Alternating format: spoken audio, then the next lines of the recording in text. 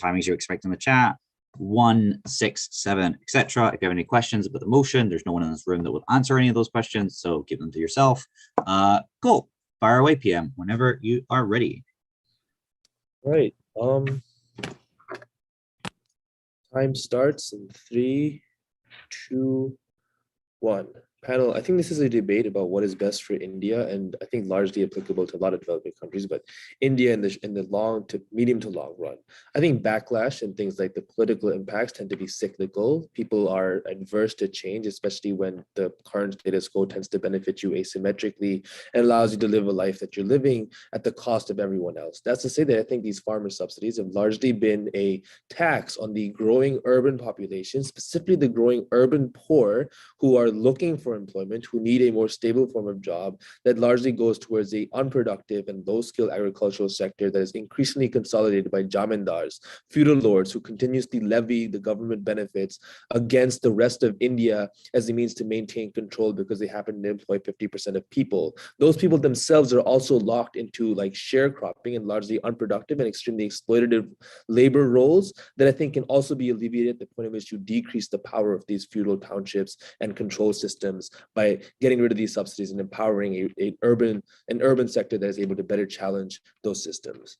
Some quick context. I think largely the farmers' protests or like the farmer protest argument can be mitigated at the point at which we say that most of those protests took place over the privatization of negotiation contracts between agricultural labor negotiations. I think this is super important because recognize that the ability for private negotiations to take place is what uniquely allows you to counter against things like municipal control over jamindar contracts. That's to say that when your local feudal lord or your local like party leader is no longer involved in negotiation contracts, your ability to advocate for yourself is probably a little bit stronger at the point at which you're protected by things like free market rules, property control laws, and tort law. That's something that asymmetrically is unbenefited. But regardless if you don't buy that context, the point is to say that those protests took place over negotiations, not over the loss of subsidies.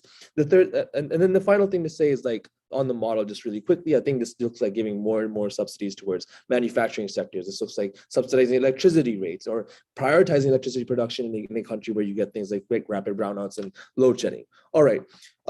Two arguments from side government. One on Indian development and why the agricultural sector is largely unsustainable and unproductive. And thirdly, on economic benefits and where the money goes. All right, first argument, Indian development. First layer of analysis here is on the stagnation in economic development that happens especially because of agriculture. 5 mechanisms for why.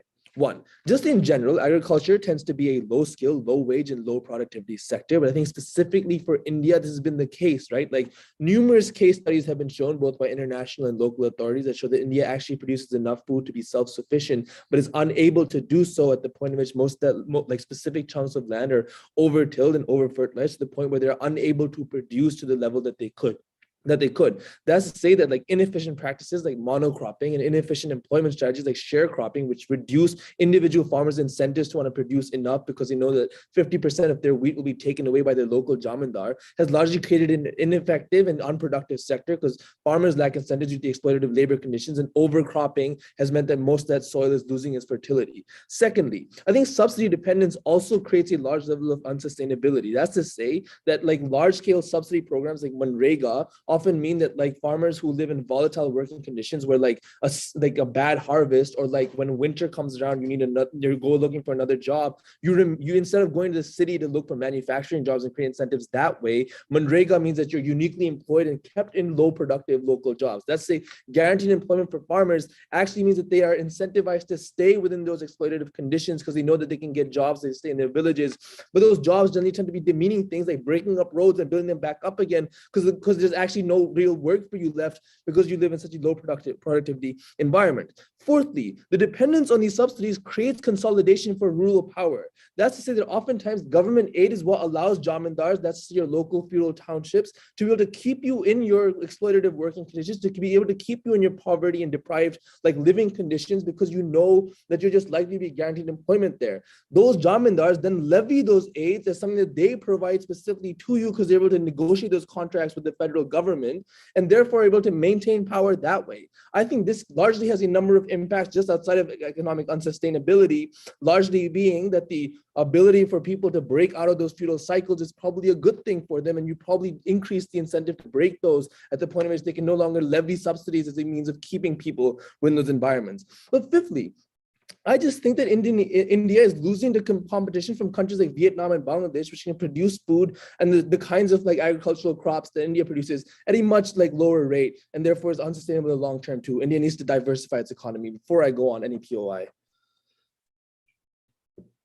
Okay, given second layer of impact in this case, manufacturing has more potential. A number of incentives for why we should encourage manufacturing. One, you can sell lower quantity stuff for higher revenue, right? Like manufacturing goods just generally have more value added to them, so you bring in more government revenue and more income for people who are employed.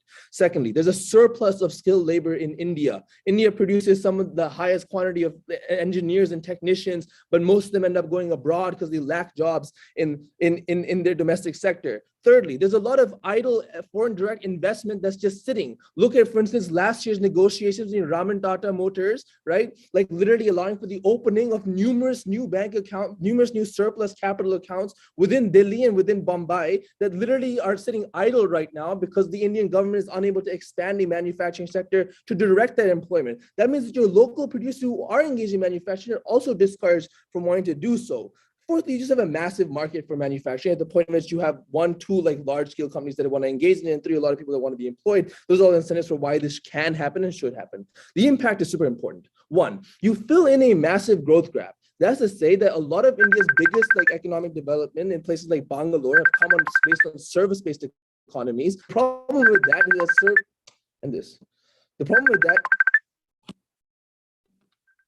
I'm so sorry. Can you pause the timer? Yeah, don't worry, I paused it. Don't worry.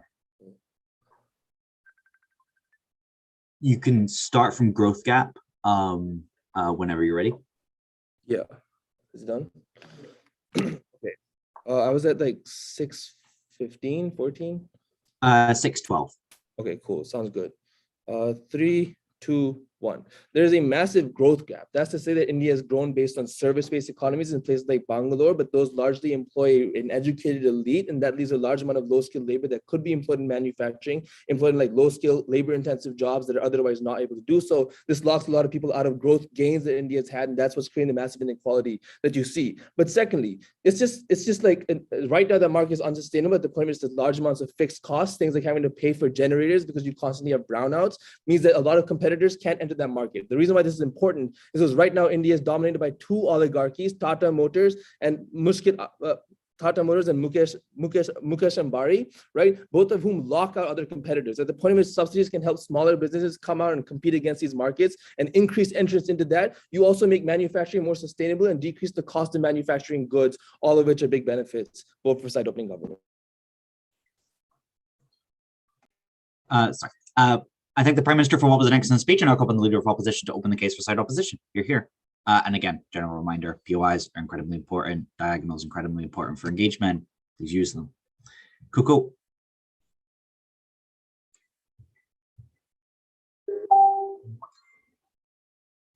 Hi, can you hear me?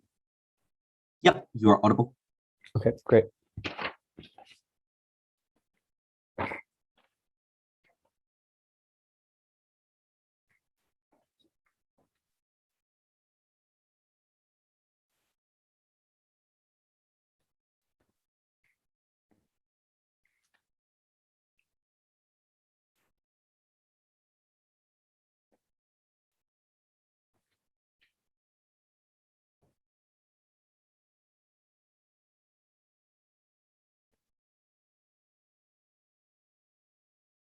Panel, opening government is really uncomparative in this debate because all of the things that they talk about, insofar as people being able to leverage subsidies as a way to keep people in exploitative contracts, are likely to happen on either side of the house. The question then is, what is the extra leverage of like manufacturing owners to be able to keep workers in exploitative conditions on their side of the house that does not happen on our side of the house? I'm going to talk to you about this in depth in an argument entirely about farmers' welfare in a second. But before that, I just want to note a couple of things. One, I think that India is already developing pretty quickly insofar as the development of an economy vis-a-vis the manufacturing center is not a necessity in order to get money into the people's pockets. But secondly, I think the development of the economy is ultimately second priority. We don't want a world in which people are living under like minimum wage in terms of manufacturing jobs just for the overall development of the economy, because this is something that is better for them and giving them a higher amount of income. We would prefer a world in which people use the knowledge that they already have through like familiar relations and etc.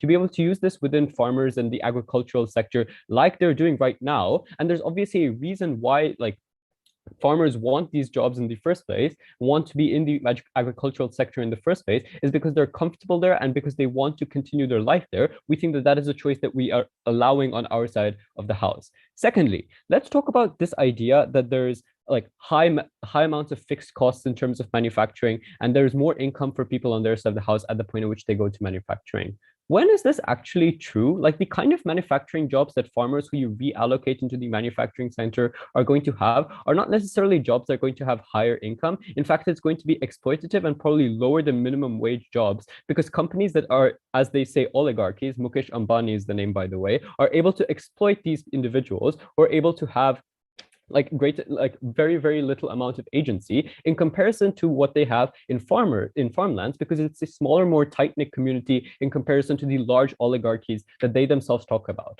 So then three arguments. One, I want to talk about farmers' welfare. Two, I want to talk about the polarization of farming. And three, I want to talk about civil unrest. One, let's talk about farmers' welfare. Recognize that in order to subsidize the manufacturing center, you also, to a degree, have to compensate the farmers for their lost land, for their lost subsidies. Recognize that up to about 60% of farmers in India would go literally out of a job. And it's extremely hard for the government to be able to compensate farmers. And I'm going to like ignore the logistics of it, because India is 1.3 billion people. Let's just ignore the bureaucratic like necessity of doing this and how hard it would actually be. And let's just assume that there is a great degree of bureaucratic like the government is able to do this very efficiently. There's still two reasons why it's extremely hard to compensate these farmers. One, because these farmers have often different skills and different skill sets and knowledge that they aren't able to simply transverse into a different sector, because manufacturing is very different from farming. But secondly, the manufacturing sector temporally is unable to take all these farmers, precisely because the manufacturing sector needs to grow over time. It's a very long-term thing. In the short run, these farmers are going to be without a job, because you simply cannot give them jobs, because there isn't amount of like initial assets that you're able to like allocate these farmers to, precisely because heavy industry takes an extremely long amount of time to be able to change anything. I'll take closing but first I'll get to the impacts, right? Firstly, I want to talk about why this is extremely bad and why this is really important, right? One, it results in probably very high unemployment, which is obviously bad for the economy at the point at which there's less consumer spending, and also for the fact that, you know, people are unemployed, and that's really bad because now they aren't able to afford shelter, they aren't able to afford food to such a great degree as they are on our side of the house, at the point at which they have a stable income and subsidies allow them to have at least a moderately decent way of living. Secondly, at the point at which there's like lack of places to go insofar as farmers like aren't able to do anything with their knowledge and skill sets, these are enough skill sets that are going to waste, whereas they could actually be used in farmers. I'll take you in a second, just give me one bit of time. And thirdly, there's also harms to the manufacturing sector of the economy, which is what OG actually cares about, because workers don't want to be there. They're less productive because they're just being reallocated randomly to a sector that they don't actually have skill sets and knowledge in. And thus it's likely the manufacturing sector as a whole is going to be less efficient than what OG actually wants to talk about. Before I go on, I'll take the diagonal closing if you have anything. Would you think that the minimum standard price over the course of the last 30 years has been particularly effective at making sure farmers have a high quality of life? I mean, no, but removing it doesn't really help that. In fact, it makes it worse. And manufacturing is probably not the best alternative for these people, precisely because of the reasons that I've talked to you about. So this is really uncomparative insofar as we would prefer a trend in which manufacturing is like also like insofar as farming is also benefited on our side of the house on a long-term basis. And we're giving you specific reasons why farmers' welfare is something that's important and not simply transferable to the manufacturing center. Secondly, let's talk about the polarization of farming. Like, on their side of the house, who can actually afford to be farmers and own land? It's precisely the jamandars that they want to talk about on opening government, and it perpetuates the existence of that. So if you really want like feudal landlords to go away, you're not siding with opening government, because on their side of the house, you remove subsidies for farmers who are like in the middle, right? Those middle class farmers who are like currently based on subsidies able to survive to a certain degree in the agricultural sector are now gone. And the only people who are able to have in the farming sector are rich individuals, which results in a greater degree of oligopoly of markets. Who does this harm? One, it harms consumers because oligopolies are generally bad at the point at which food is something that has relatively inelastic demand. At the point at which that's true, it's likely that they can raise up prices to an extremely high degree and people are simply able to have less purchasing power on the ground. But secondly, middle class farmers and poorer farmers are uniquely harmed because now they A, are either out of job or B, have little agency at the point at which they have to work for the very landlords that opening government is really scared about. So if you really do care about the most vulnerable community in this debate, which are farmers who already have to work under somewhat exploitative conditions, what you don't do is take away subsidies that allows them to at least have a decent living wage. What you don't do is take their ability to have shelter away. The last thing I want to talk about is civil unrest, which OG tries to preempt by saying, yes, these are cyclical, and also this was about political negotiations. Yeah, okay, fine. But like at the point at which you remove subsidies, it's probably going to get a lot worse, right? Because farmers already don't trust the government. This is likely to be a tipping point. And why is farmers' protest and like general instability in terms of the agricultural sector bad? One, strikes in the agricultural sector are not ideal because, you know, you don't get food. Secondly, there's a lack of confidence in the government. And thirdly, on a more general note, there's likely to be more violence and riots like we've already seen in India over the past year. For those many, many reasons, I thank the Leader of Opposition for what was an excellent speech, and welcome the Deputy Prime Minister to continue the case of government. Here. Just don't. Am I audible? Just double checking. Yep, you're audible. Right. Just drink some water real quick.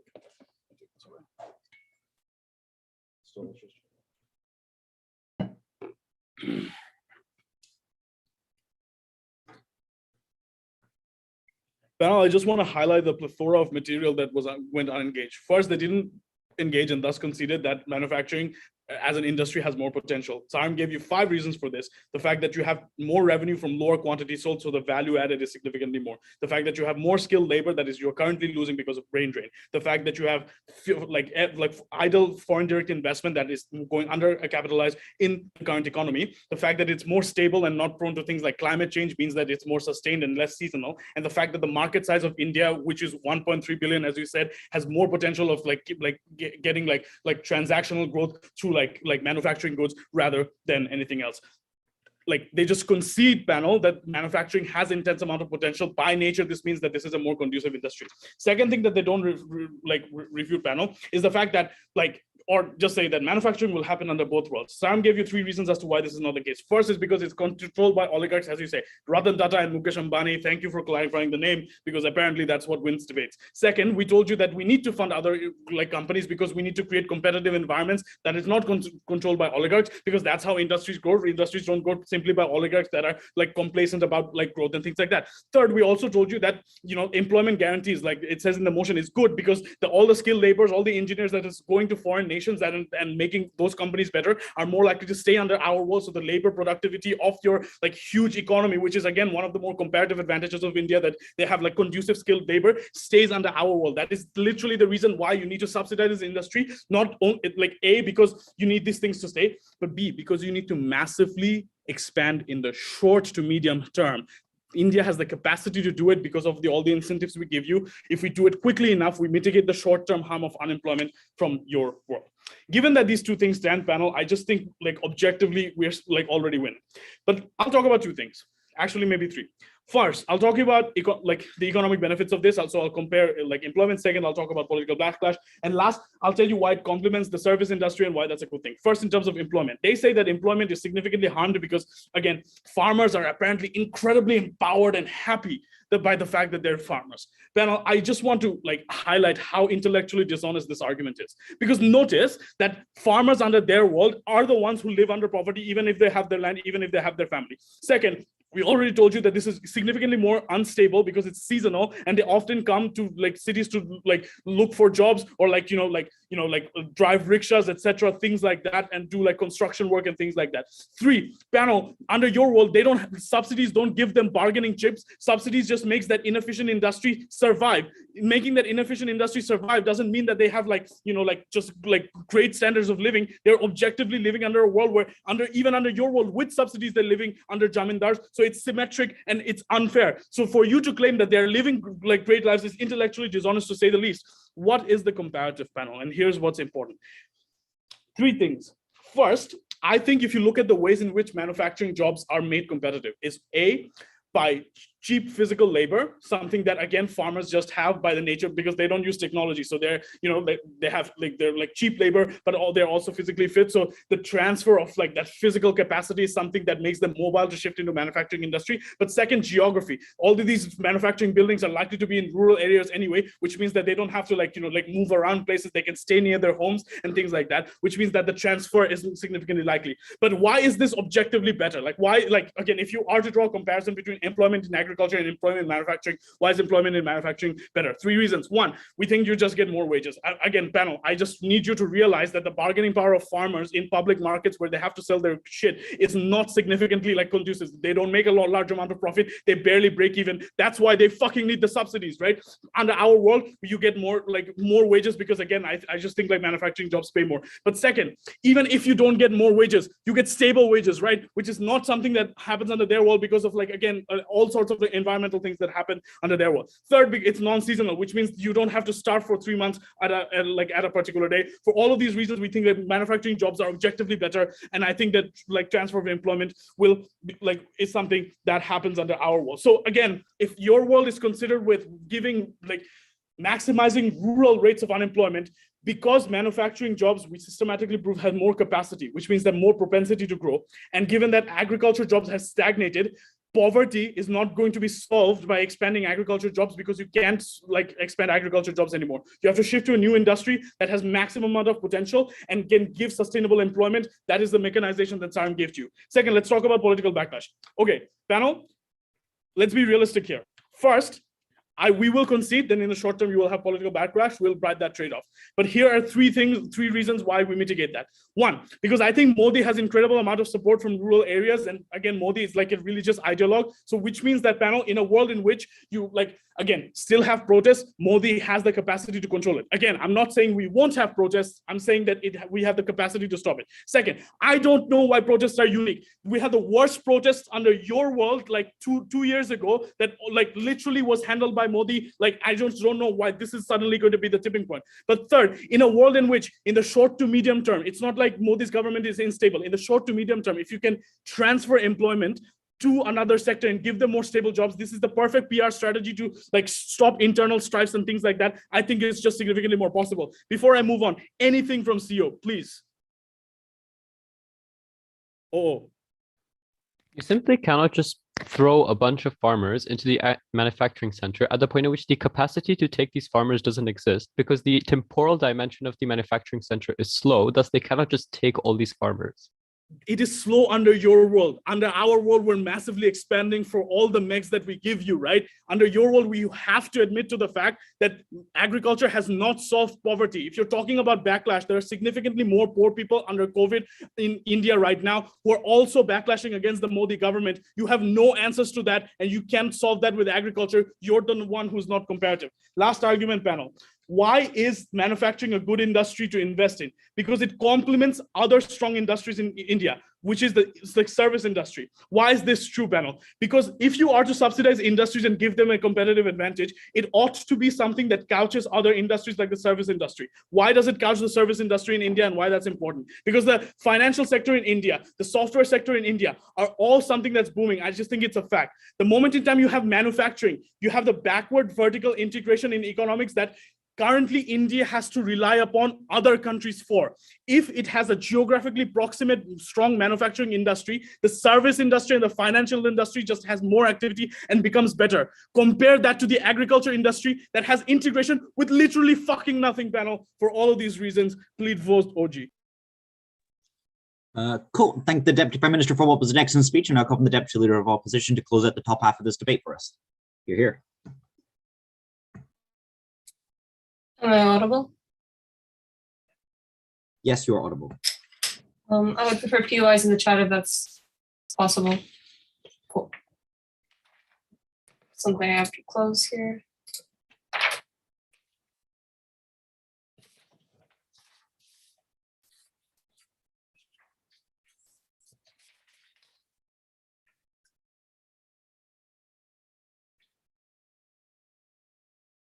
Panel, huge clarification at the beginning of my speech. That is to say, the transition from a farming sector to a manufacturing sector is not like only in our world very slow, but it's by its very nature has to be slow. Why is that so? Because you have to build factories, you have to build industries, you have to get workers, you have to educate them, you have to do a lot of shit, and a lot of individuals do so. And panel recognize that 70% of India's rural area is in the farming sector, and a lot of individuals do have to be educated. This doesn't happen overnight. A lot of individuals also don't have access to the basics education currently, and probably aren't going to be educated overnight. Probably the comparative is that the people that are going to get the jobs in the manufacturing sector, even if you get factories in a single day, which is highly unlikely, it's probably going to take months on end, that people are not going to have jobs because subsidies are going to be lost. The individuals that are going to get jobs are not the individuals that are in the farmland, but rather individuals that are already educated from the towns and urban areas. These are the individuals that are likely going to be helped in their side of the house, probably not the individuals that aren't going to be helped in the long term. That is to say, at the point at which this is true, I'm pretty sure that we can in fact claim the impacts about how we don't get a lot of how they don't get a lot of employment on their side of the house. The point at which these individuals cannot physically work in a factory that doesn't exist and cannot physically be like educated until those in sort of situations. Pretty sure that is its impact on our side. But secondly, at the point at which we believe that individuals are more likely to not educate workers currently, but rather just take the already educated workers from other areas that currently exist and currently are to some degree unemployed, pretty sure that these people are just going to be left there in rural areas without any sort of help in any sort of situations, and are likely going to end up under the same exact oligopolies that are currently happening in modern day societies. That is to say, the same exact oligopolies, they're not going to take even the comparatively better alternatives towards these individuals. That is to say, at the point at which some industries, at the point at which some farming company is only able to survive under these subsidies, or oligopolies are going to take care, just take all of them, and people are still going to work in the same exact situations or be unemployed, probably is going to be bad for either side of the house.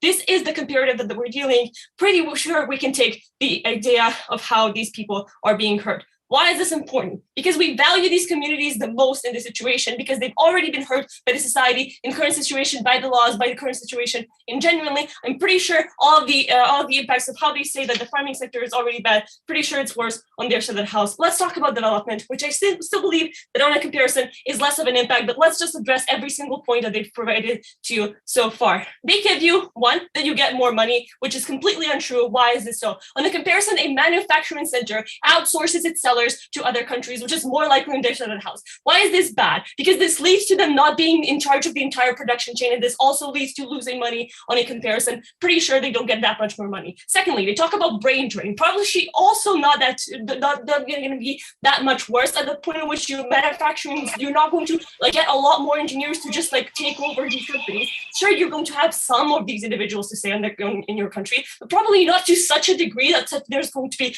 such a big impact. Next, let's talk about FDI. Let's also analyze this entire situation. Panel, when we're talking about FDI, this also happens on our side of the house at the point at which individuals do see a side India as a possible development of the entire nation, that is to say of the economy and things like that. FDI already currently happens. Pretty sure that these things aren't going to happen on both sides of the house. Same goes for climate change. Manufacturing is also affected by all of these things. Now, before moving on to the points of just elaborating on the other individuals, I'll take a POI from closing. Opening. Yeah. To what degree? Closing. Yeah. To what degree is your site sustainable as a long-term form of public investment and regulation over this sector, and why is it likely to produce benefit into the long term? Okay. Cool. Let's let's dissect this idea. That is to say, our alternative world is not to completely stop the development of the farmland, or just in general to stop them from turning into manufacturing situations, but rather to make that integration into a more natural process, which already is currently happening. That is to say, people are moving from rural areas to urban areas currently, and people are changing their jobs and are getting educated. We prefer this to be integrated and in the long term rather than in the short term, purely because it doesn't have these huge ass harms that happen at the point at which people do get unemployed. The farmland does become oligopolies completely rather than just partially, and all these harms happen. We prefer still a world when we get development, but rather than it being forced on a top down, we prefer a bottom up approach from the economy, which is already happening. Let's talk about civil unrest. Panel, recognize the current situation is that in the past year, individuals have been protesting, and it has been pretty fucking shitty for a lot of situations. Will these people get angry? Probably much so, at the point at which I've already showed you that a lot of these individuals will in fact become unemployed in these situations. Now let's actually look at the responses that government gives you. They say that they already, a lot of individuals support rural areas, but panel, clearly not true. The actual protests already happened. Secondly, they say that these things are not unique since the protests already happened. Panel, I would argue that the point at which these protests already happened and have been stagnatingly even increasing, pretty sure at the point at which you have a worse laws taken in place and worse things which is going to be even more important. People are going to be even more pissed and even more striking, which is extremely bad. Panel, there's going to be a huge impact when it comes to this. At the point at which 70% of the rural in India can be pissed at this situation, and people are going to be striking. Why is this bad? Because this one is going to hurt the farming sector and just in general not going to develop any sort of things. Probably individuals are not going to be cooperative with any sort of the benefits that they want to educate individuals into manufacturing sector. This probably is not going to be effective by itself, but also because you get riots, because you get anger, because you don't get an effective farming sector, and the point at which you're going to be either relying on other nations or people are going to be starving because they're not going to have access to basic living standards. Lastly, let's talk about the extension, how it's better for you to have a less dependent farming economy on a comparison. Panel, we just prefer a world in which these things just don't go down. We prefer a world when oligopolies don't happen. We prefer a world when multinational corporations don't buy farmland in these situations. Why is this so? Because just in general, local economies are usually taking care of themselves more likely than multinational economies. One, you're not dependent on other countries, which is good. Farming is just in general a better thing that you can just export from your local communities. And two, people just care more about their own land comparatively to multinational corporations, which are likely to lobby to hurt these crops and just in general raise prices and things like that. This is on a comparison bad. So just to weigh our entire impacts, we say one, the development that OG provides to you is probably not going to be as big that they actually claim to you.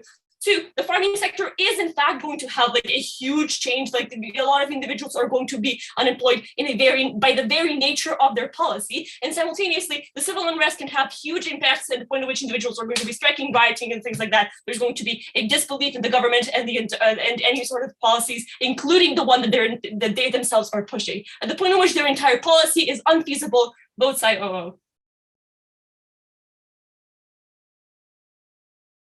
The Deputy Leader of Opposition for what was an excellent speech, and I thank everyone for what's been a cracking top half so far. Member of Government, you may extend for Gov Bench, please. Awesome. Am I audible, panel?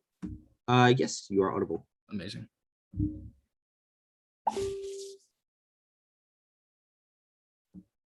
All right.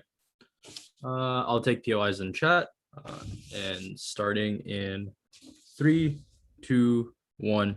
Yeah, this debate in the front half has been really, really weird, right? Because notably, we have an opening government that talks about how farming is just not a sustainable industry going forward long term, then neglects to explain why it's not sustainable. That's very simple reasons. And we have an opening opposition that necessarily thinks that farming is going to be the sustainable holy grail that's going to make sure people get lifted out of poverty. These are fundamentally terrible characterizations for you to get out of the front half. So we're going to correct a lot of the characterizations here on the closing. I'm going to give you 2 points of extension. One, characterizing structurally the forces that have made so many farmers right now in economically desperate situations and why this farming industry is something that you cannot structurally rely on going forward. Two, talk about what the transition to a manufacturing sector actually looks like by characterizing for you already how urban poor populations have transitioned into the manufacturing sector and why similar systems are going to be used for farmers in India there, and then refute all of the assertions you get out of opening opposition. So let's get started on this extension, because notably, it is super important important to characterize the plight of the farmers. Look, if OG wants to do the really lazy thing and say like, oh, the farmers are a blight to the economy, they're like causing the urban population to be held back, the Indian economy held back, like that's fine, they can do that, but we're going to be like not intellectually lazy in this context. There are a number of reasons why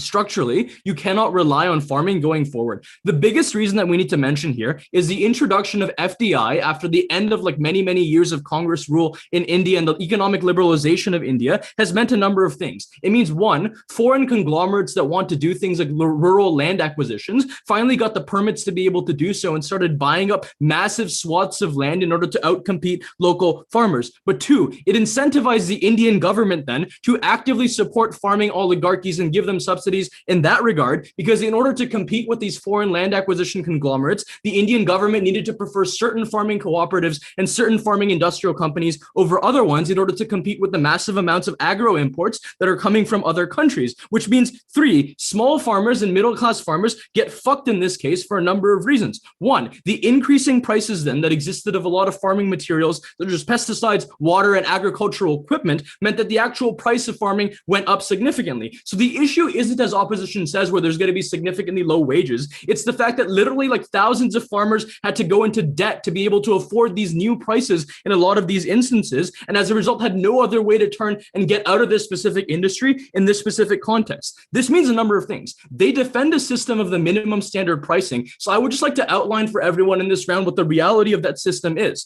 At best case scenario, keeping the system in place mitigates some harm. But within the last 20 years, over 400,000 farmers have literally taken their own lives in India because they could not get out of the crippling debt despite the minimum standard price existing. This is not a sign of an effective system that's meaningfully helping to improve the quality of life that exists in that specific context. We tell you on our side of the house that because the government currently is unlikely to change going forward and is still bent on keeping India economically liberalized, it means things like foreign conglomerates buying up land and economic hegemony is likely to continue going forward, meaning even if farming is a sustainable industry, it is not sustainable for the millions of farmers that currently work there, meaning a pivot out of this industry is necessary.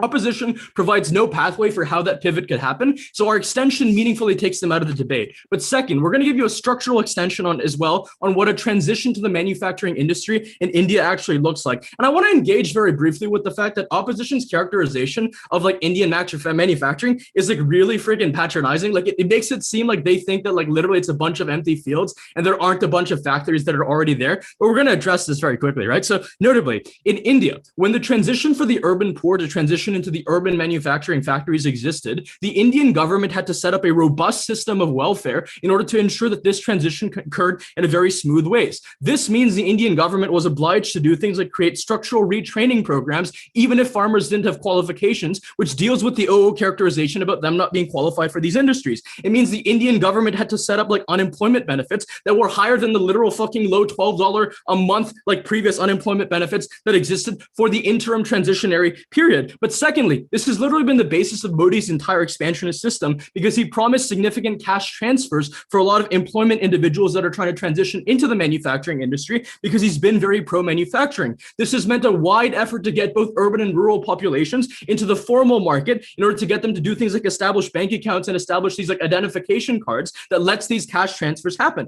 So this isn't a willy-nilly free market American style, everyone gets thrown through the free market structure. The manage and the method by which individuals have been transitioned to the manufacturing system in India historically has been one that has been programmed and aligned with an expansion massively in the ways in which the welfare system adapts to this transitionary period. And this is something that we get here. What ends up happening on our side of the house as well, we think, is policies that increase debt relief, which is an important thing for a lot of those farmers who want to pivot out of these industries. This is super important in this context as well, because one, we've already structurally proven to you, instead of like our front half, what they did, about why farming isn't going to be sustainable and why it's going to be worse for the farmers long term. But two, we provide you the pathway and the pipeline on closing government for the ways in which they transition into the manufacturing system and the ways in which they're protected in a transitionary period. This then brings us to refutation of everything we've heard so far on their side of the house, because they say, look, a lot of the manufacturing jobs in these cases will like not necessarily have higher wages in this specific context. The issue is a lot of these farmers don't have wages at all in the current context. They're independent farming contractors that take on losses of businesses. In many instances, the issue is not they can't sell crops. The issue is like they'll sell crops, but then they'll also just take massive losses, which means they don't make any money. They don't get any compensation for their labor at all. So like wages is just like a huge step up there. But two, they say that like, oh, look, manufacturing doesn't have the ability to be meaningfully expanded quick enough. Here's the issue, and here's where they don't fundamentally understand the Indian context. Notably, the issue right now is the Indian government wants to expand manufacturing in rural areas because the costs that would exist there are significantly lower than those that would exist in urban situations. The issue is with the concentration of labor in agriculture. Many firms are hesitant to invest because they think there would be labor shortages. On our side of the house, there would be a significant amount of people that are being systemically retrained to be able to work in labor, resolving those short-term labor shortages, making sure that more businesses are willing to invest and develop manufacturing infrastructure in rural areas, bringing economic prosperity in these specific instances as well. But we're going to very cleanly take out their point about necessarily like the political unrest that existed, because the political unrest that existed as a result of the Indian government trying to get rid of minimum standard pricing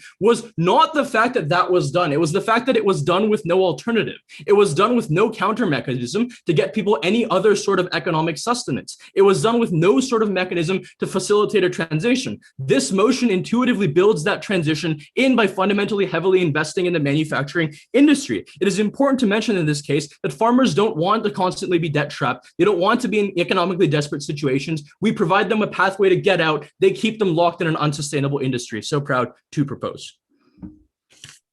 I think the member of government for what was an excellent speech. Just two notes. One, POIs, again, quite important. Engagement, quite important. And secondly, if we're going to use like maybe like potentially triggering topics, please at the beginning of your speech, address the room and be like, okay, we might have to talk about a few things.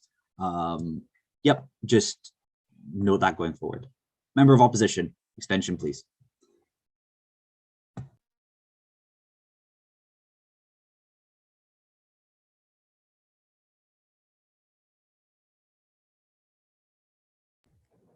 I'm going to be starting in a few seconds. Yep, whenever you're ready.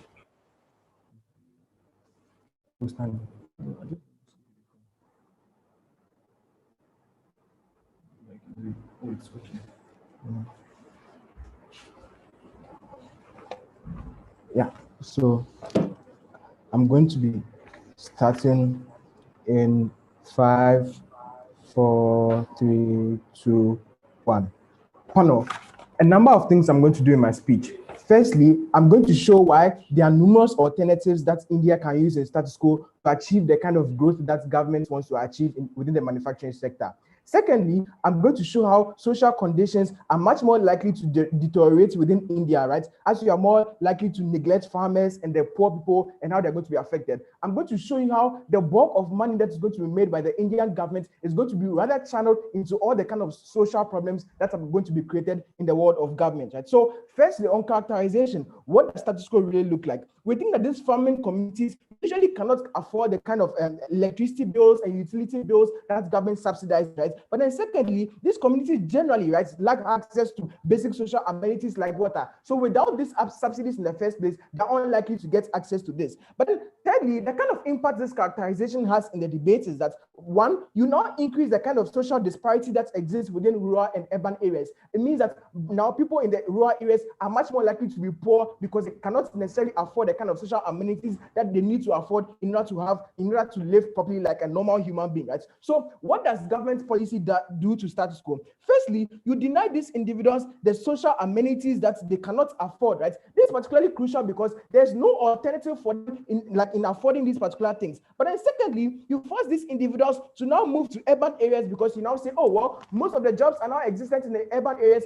That's where most of the manufacturing companies would very likely be, because that's how manufacturing companies generally look like. And so you now force most of these guys to go to urban areas. What does this do? You now increase the kind of overpopulation that exists within urban areas, right? The kind of slums that exist within like those particular places, right? This is particularly crucial because you create a world where now majority of the capital is now existing within the rural, like the urban areas, right? Where the rural areas are being neglected, right? Where these guys do not have access to the social amenities that they need in order to live. So you do three things then. You now increase the standard of living within urban areas, because usually when there's high population, there's now high demand for jobs. There's now high demand for places of living and all those kind of things. It means that you now increase the standard of living. That looks like increased cost of education, increased levels of unemployment, right? It means that you have to do with a lot of unemployment, which is going to negatively affect your economy, right? The kind of response we get from government is that, oh, well, these same farmers can now work in manufacturing areas.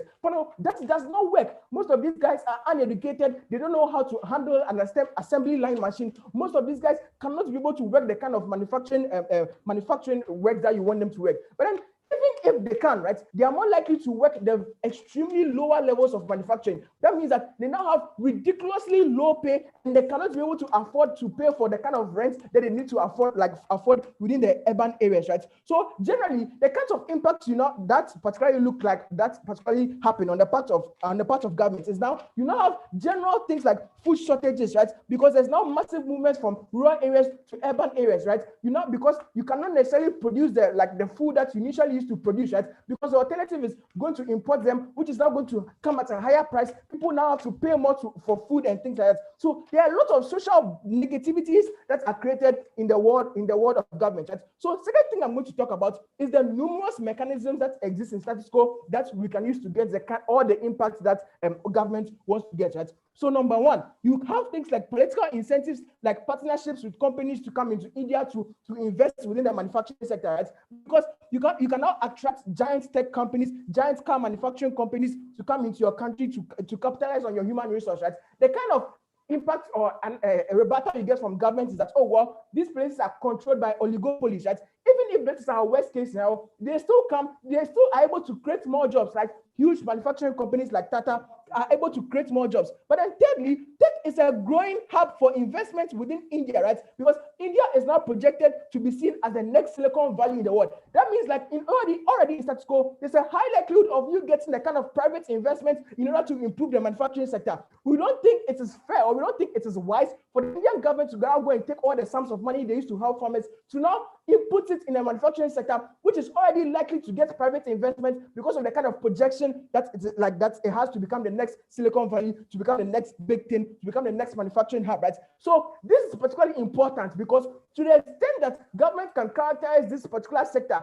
as one that's going to become a booming one in the next 5 or booming one in the next 10 years, then we think that private capital in and of itself is much more likely to be attracted within this area. So that's how private capitalism works. That's how venture capitalism works. When they project an area to become the next big thing within 5 to 10 years, they are more likely to invest within those particular spaces. So I think private capital is more likely to come within our end. On the comparative, we think farming is a less lucrative venture for capitalists to invest in, right? So we don't think you are much more likely to get that funding from private sectors. So before I move on to why we think social conditions are the most important thing in today's debate, I'll take a PR from opening government. Employment mobility to manufacturing exists because it's physically incentive, geographically proximate, and vocational training exists. In a world where low pay exists under both worlds, our world is stable, your world is seasonal.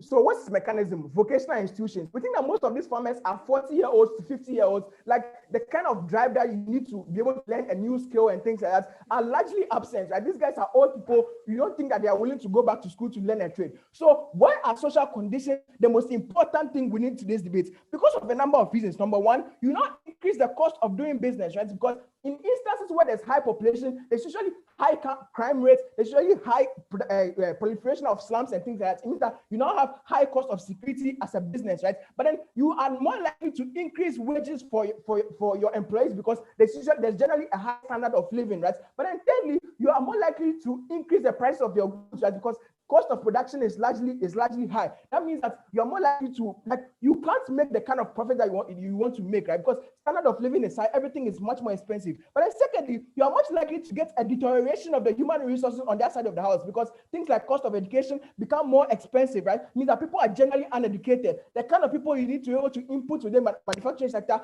cannot afford the kind of education that they need to afford. Government in their world has to spend more money on negative externalities like sewage treatment, general pollution that exists within these overpopulated areas, right? So the reason why this is extremely crucial is that the money that you need in government side to be able to input in the manufacturing sector, all those money is now going to be funneled to solve all the social problems of pollution, sewage treatment, and overpopulation that exists on that side of the house. So we think that on government side, it's a lose-lose situation. You don't get to improve manufacturing sector. We give you a mechanism of which you can use to improve manufacturing sector in status quo, and we show you that all those money is going to be used to solve the negative externalities. Proudly closing opposition. Perfect. I thank the member of opposition for what was the next in speech, and I'll call upon the government whip to close the case for side government. You're here.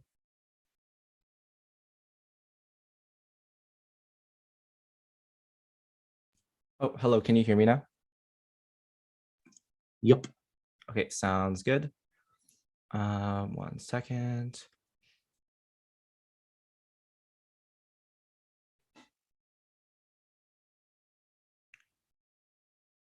Okay, I'll count you down.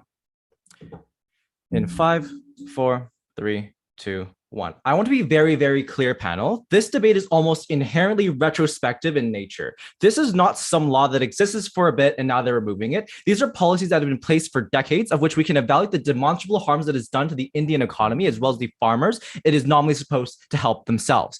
Opposition tries to throw a veil over your eyes because their side seems to assert that somehow when these policies were in place, farmers were flourishing and that this is repeal of a said policy is simply just done for the purpose of like fucking over farmers. This is false. And Vidit makes this clear that opposition factions' entire case lines are contingent on mitigatory material for how they're materially harmed. But notably, at no point does any opposition team actually present positive material for you, panel, on why this is a particularly sustainable long-term plan. So at best, opposition case explains why short-term there are certain harms that can be mitigated, but don't explain why we ought to waste all of our existing political and economic capital to artificially keep the rotting corpse of a dying sector alive when it comes at the expense of a variety of other ways in which that political economic capital can be effectively allocated. What does opening opposition say? Note how OO's entire case is proving why farmers' welfare is harmed without explaining why this is particularly important when they literally do not characterize the trade-off that exists at the point at which you expend your political capital in maintaining these forms of public investment. But more importantly, their case just assumes that throwing money and keeping the industry artificially alive to these forms of regulations are likely to benefit farmers' welfare.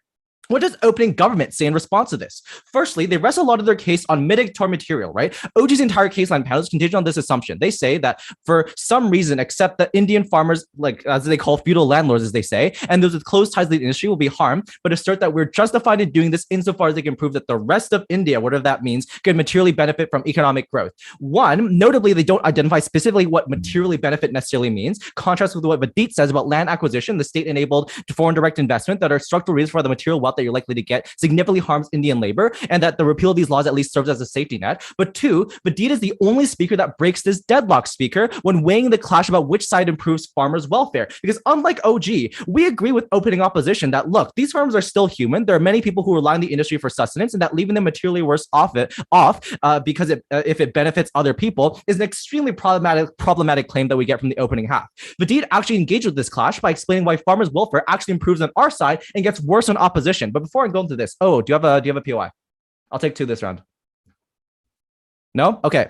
Just note the short diagonal engagement. Farming has become one of the most damaged industries with this policy in place, panel, because significantly more than prior to when this policy was originally implemented. Their side is the side that had led to historically high records of farmer suicide. Their side empirically is the one that has led to historic and drastic increase in crop failures, because these regulations means you can't use improved farming and agricultural technologies due to drastic price increases. But also notably, panel, their side under the MSP, like the minimum standard price system, runs literally on trust. Policymakers can effectively dismantle it by setting the price so low that no farmer will want to sell, or by not providing accessible product collection centers. In many parts of India today, for example, farmers are told they can sell their grain at a certain price, but there's nowhere in their vicinity to actually sell it. This is why they get fucked structurally on their side of the house. On our side, if the government permitted farmers to sell their products outside the minimum support price, which is what we support, the farmers would surely benefit, even if the market outside the MSP was unregulated, right? Because there are more avenues by which that transaction can necessarily take place. So Vidit is the only speaker who proves to you why Indian farmer welfare is actually improved under our side, at least compared to the side opposition. We don't just take the mitigatory burden that government OG tries to take by saying that, well, they're fucked anyway, so it's justified because we can invest in other places, right? I think we went on that clash very clearly from the front half. Secondly, on why manufacturing is preferable, in what Vidit says. Foreign conglomerates that can do like land acquisition, buy out massive swaths of land to buy out local farmers. They give farming subsidies to these conglomerates, and their own small middle class farmers oftentimes gets fucked, right? The government has not indicated any point they're willing to reduce FDI, and corporations doing land grabs are still going to happen and is going to increase at an exponential rate under both sides of the house. Why is this crucial, right? This is the crucial nuance that OG doesn't give you, because their case relies on the assumption that the farming industry is unsustainable and giving literally no reason to believe this is true, when Vedit gives you this in conjunction with like 5 points of structural economic analysis for why this happens. The solution, as Vedit tells you, is to provide structural, I'll get to you, CEO, just chill. Provide structural broad incentives to make people change to a lot of different industries, structural adaptations to the economy to retain people, and pivot to a different industry. Like, we're obviously not going to tell workers to learn how to code, which seems to be like the burden that a CEO tries to take. But manufacturing industry, notably panel, needs highly skilled and a lot of low skilled labor that are largely transferable jobs, that not just for people involved in the farming industry, but this creates so many more avenues of economic integration of Indian labor outside of the farming industry itself as well. Their side structurally does not allow this to happen, because know that this directly engages with the case that we got from CO, because their entire case line talks about how labor shortages are likely to happen, but literally ignores everything Vedit talks about regarding why our side structurally incentivizes public investment into these job retraining programs and stuff like that that directly combat labor shortages. CO, go for it. You still fail to show us exactly how you're going to get these old people to be willing to participate in a market where they are going to be oppressed, because largely the social climate is a caste system. Yeah, sounds good. I can explain that. So why can't they do both, and why does this get significantly worse on their side? Because this perfectly transitions into my next constructive, right? I tried to take 2 POIs, but I guess O didn't have anything. First, the motion necessitates a trade-off using the political capital, like by default panel. But the real analysis is, outside of like debatey stuff, the types of factors are going to keep going to the future, right? On their side, you wasted all the political capital that you have on these policies to provide no real pathway to economic integration at all, right? Because the reality is, and this is the crucial characterization that only Vedit gives you, panel, is that on our side, you have more incentives engaging with the POI, incentives for the state to develop these programs like job retraining, like massive public infrastructure investment to roads, bridges, factories, trade schools, and various forms of post-secondary education, high school education to create pipelines toward this industry from the Indian workforce, right? The current Indian government already wants to expand this significantly, and the reason why they have not been able to do it is because of the stance that opposition takes in this debate, because at the rate at which they want to is because of the massive cost maintaining these policies we are repealing has on the state, right? So this gets significantly easier on our side of the house when you don't have that trade-off that necessarily exists, right? But he wants and this note, this also engages like a lot of what we got from like closing opposition too, when they talk about how, well, like there's other types of industries that are entering like the Indian market that we prefer over this like tech and stuff like that, right? Look, he literally just said that farmers can't switch into manufacturing because they aren't as educated. Firstly, this ignores all the analysis that Vedit gives you for why, structurally speaking, the Indian government and the state has the incentive to create these public support programs to help people retrain into these jobs. But second of all, if you can't simultaneously say this and say that now you want people to pivot into tech, because the same people that you say are being left behind under our conception of the world are significantly more likely to be harmed under your conception, if that is the industry in which you want people to pivot to. But finally, historically says that he says that people aren't willing to go get retrained. Like panel, like, does he think that people would just instead want to live in a debt trap and make losses and starve? Like, even if there are instances in which people would maybe prefer to work on a farm, we say that at least in the long term, this means that we have much more sustainable growth in terms of avenues of economic integration that are exclusively enabled on our side of the house when you have incentivized structurally the state to invest in these types of programs to help enfranchise these people economically. We're so proud to stand in proposition. Government Whip, what was an excellent speech? And I'll call on the opposition whip to close the case for side opposition and the debate as a whole. Hear, hear.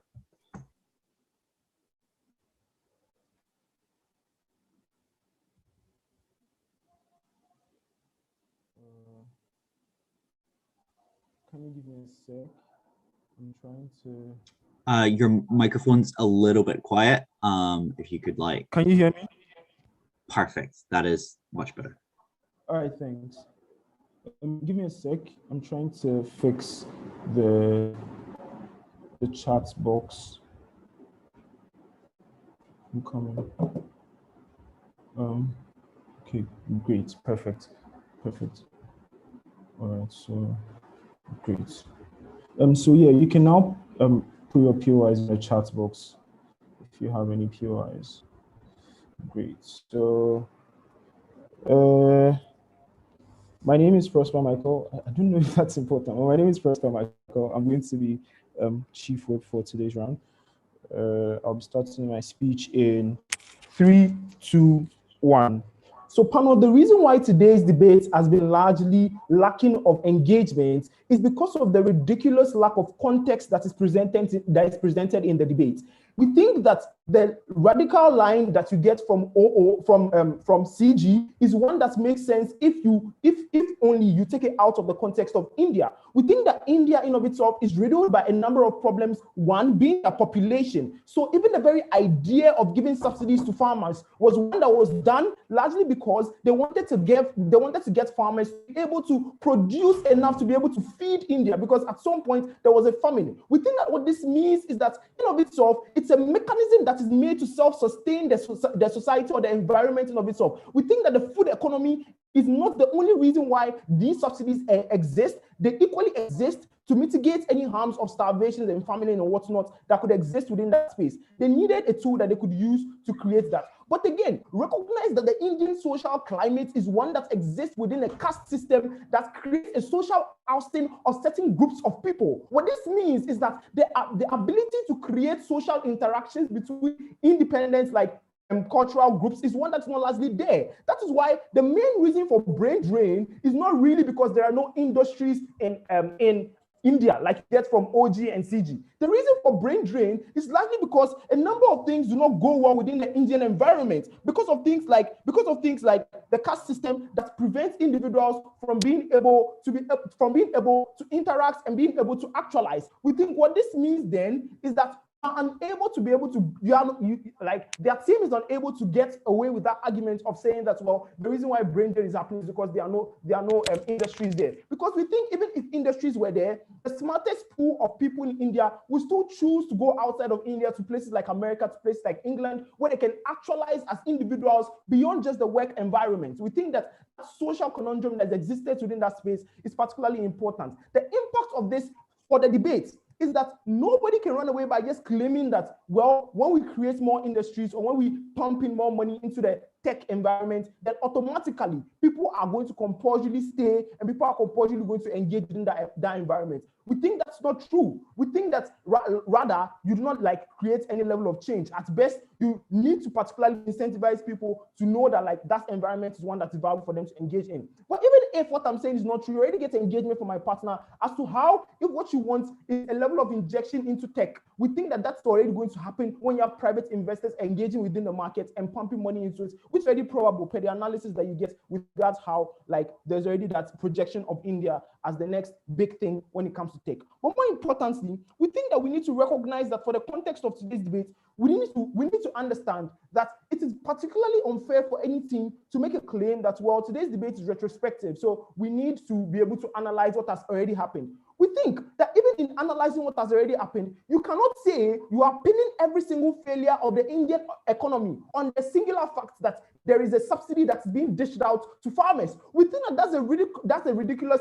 oversimplification of the economy in of itself. We think a number of things influence the outturn of the economy in the long run. We think things like governmental policies outside of even just subsidies influence it. We think the interaction between markets outside of even India influence the economy of India. We think the large population influence the economy of India. We think it's ridiculous for you to claim that the only reason why they are suffering there's a level of suffering in the Indian economy is because there's a subsidy that is being dished out. But more importantly, we need to be able to engage exactly the structural existence of that subsidy, and you get that from my partner because of two main reasons. He says that first thing is to make sure that individuals that belong to a lower caste system and cannot interact in these urban areas have a space where they can stay and they can actually still actualize. We think that's something that goes in our favor because nobody wishes to engage that. I don't know why CG chooses not to engage that, because we think that it's particularly important that you realize that individuals within these spaces largely are people who do not want to move out of these spaces, because if indeed they wanted a better livelihood and a better form of life, they would not even depend solely on just satisfactory things and basic satisfactory things like feeding yourself. We think that it's important to recognize that these individuals largely recognize these spaces as their niche and they do not want to move out because they need to be able to create a social climate that is favorable to them. We think that at best what you do is that you create a situation where you have a cascade of impacts that are not necessarily favorable to anybody. This looks like higher rates of rural urban migration. This looks and that in of itself comes with its own problems that you get, the impacts that you get from my partner. But more importantly, we think that for the context of today's debate, we think again at best, if we are going to engage like the world you get from government with regards like the Indian tech space, they say it's a viable market. They say that if we pump money into that market, it's going to succeed. However, none of them succeeds in showing to you what is going to happen to the market being like the market for the farmers. You get the best case from CG, granted. What they say is that, well, they think that these guys can move into another space. You already get engagement as to why that's not possible, because they cannot they cannot just swap jobs necessarily, because they don't have the skills to fit into other spaces. But more importantly, we think that the reason why that's even more improbable is because largely within these spaces, you have the problem that exists that CG admits to, that life is already being difficult for these farmers. So if you take out the subsidies, you make it worse. I'm taking OG. We gave you reasons why the stagnation of agricultural development is not something you can stop compared to the potential of manufacturing transfer. The short-term harm is mitigated by the subsidies. Please defend. My time, bro. We think that it's very, very ridiculous, the line in which that argument took place here, because he basically says the reason why there is a stagnation of the economy is because there's a large pool of subsidies being injected into the agricultural sector, and we think that the 10 out of the agricultural sector is not large, and people just produce for themselves. We think that in of itself, the main reason why subsidies were even introduced into the agricultural sector was so that India necessarily sustains just its environment.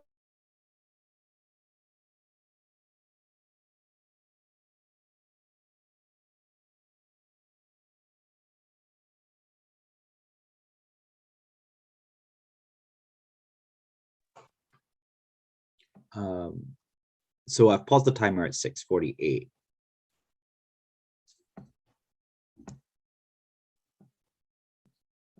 We'll just wait until they return.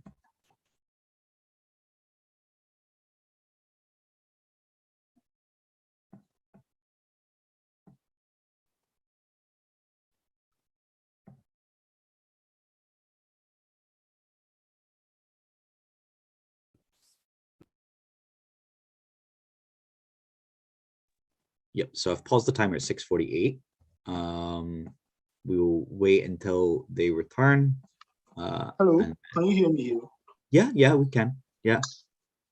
I'm very sorry. I think my laptop disconnected or something. No worries. Again, 6:48. Take your time.